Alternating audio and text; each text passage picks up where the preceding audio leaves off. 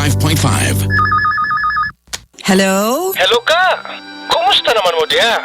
I-chat ko ni paring Bobet ga ba? Naabli naman diya ang bagong library sa atong alma mater.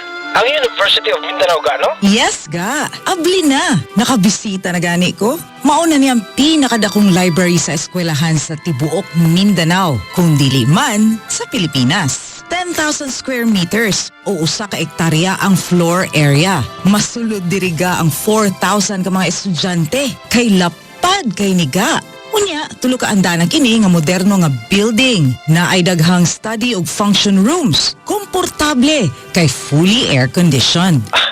Kakuyo na sa atong alma mater ka. Dili pa na mauga kay ang UM Library adunay daghan ug moderno nga mga libro alang sa pag-research sa mga estudyante. Bag-o ang mga computers alang sa online research. Bulahan kayo ang mga estudyante sa University of Mindanao ga kay kumpleto ug moderno ang mga pasilidad sa UM Library. Niadto di si paring Bobet sa UM ka? Oo ga, nakaagi si paring Bobet dito. Kay iya mang isundo ang iyang pag-umangkon. Unya, klaro kayo ang building kay haskang dakuha. Sige ga, salamat. Katulang usa. Love you ga. Bye. Mwah. Love you too ga. Bye. Mwah.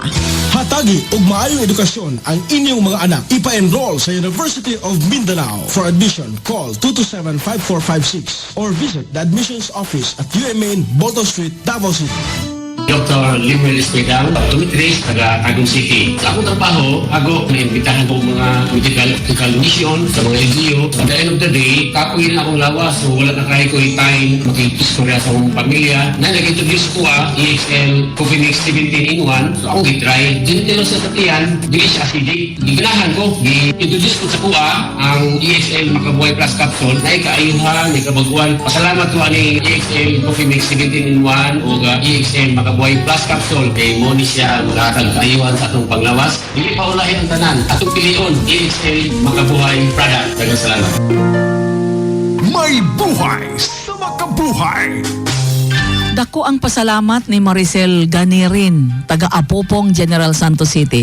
Kay nakatabang ang pagtumar niya sa Yaki Herbal Capsule aron mawala ang kasakit nga gibati sa iyahang dede. Sakit kaya ko ang kuan suso. Kay nagsiging mo ba? Mo ko napapalit ko niya kaya sa dayon akong inom po 3 times a day. Salamat kayo kay nawala. Yan ang Yaki Herbal Capsule. Mas epektibo, dapat subukan nyo mapalit sa mga butika. Mahalagang paalala, ang produktong ito ay hindi gamot at hindi dapat gamiting panggamot sa anumang uri ng sakit. The legends are here. I'm Nick Rhodes. This is John Taylor. We're from Duran Duran. This is Keith Richards of the Stones. Hi, this is Cool. And the gang. Retro Davao. Retro Davao. 95.5.